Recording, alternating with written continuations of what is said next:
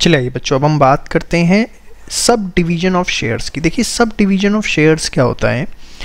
जब कोई कंपनी अपने नंबर ऑफ शेयर्स बढ़ा देती है और फेस वैल्यू को कम कर देती है तो उसको हम बोलते हैं sub division of shares. For example, suppose company के 10,000 इक्विटी शेयर्स हैं और एक शेयर है 10 रुपये का, तो कंपनी की शेयर कैपिटल कितने की हुई? 1 लाख की।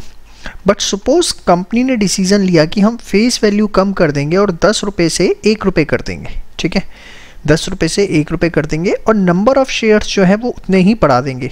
मतलब नंबर ऑफ शेयर 10,000 से 1 लाख कर दिए और फेस वैल्यू क्या कर दी? 1। देखिए, टोटल कैपिटल अभी भी सेम है जो पहले थी। पहले भी 1 लाख की कैपिटल थी, अब भी 1 लाख की कैपिटल है। लेकिन अगर आप ध्यान से देखें तो जो फेस वैल्यू थी वो 10 रुपये से घट कर 1 रुपये आ चुकी है।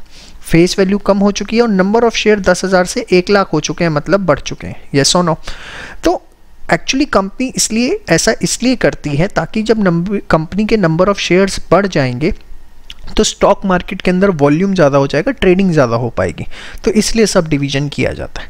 अब सब डिवीजन की जर्नल एंट्री क्या होती है? अगर आप जर्नल एंट्री की बात करें तो जो भी इक्विटी शेयर कैपिटल है account debit to equity share capital. अब आप कहेंगे equity share capital to equity share capital, sir इससे क्या फ़ायदा? जी हाँ, एंट्री तो यही होगी कि एक कैपिटल कम हो गई और दूसरी कैपिटल आ गई।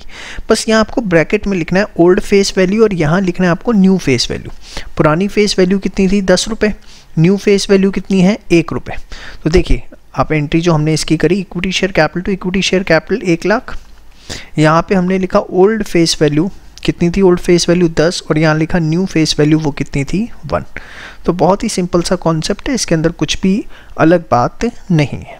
ठीक है, फिर सेम वे सब डिवीजन का अपोजिट होता है बेटा कंसोलिडेशन ऑफ शेयर्स। कंसोलिडेशन में क्या होता है?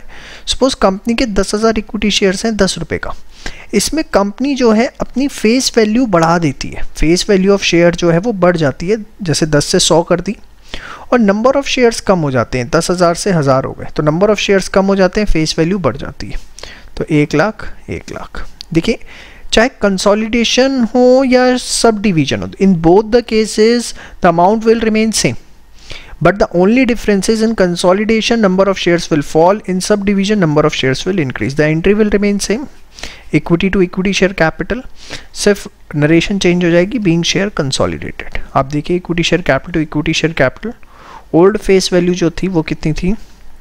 10 रुपये, और न्यू फेस वैल्यू जो है वो कितनी है? 100 रुपीज़। ठीक है, तो ये है आपका sub division and consolidation of shares. ठीक है, फटाफट इसको एक बार नोट करिए। अब आपके सारे कॉन्सेप्ट पूरे होते हैं।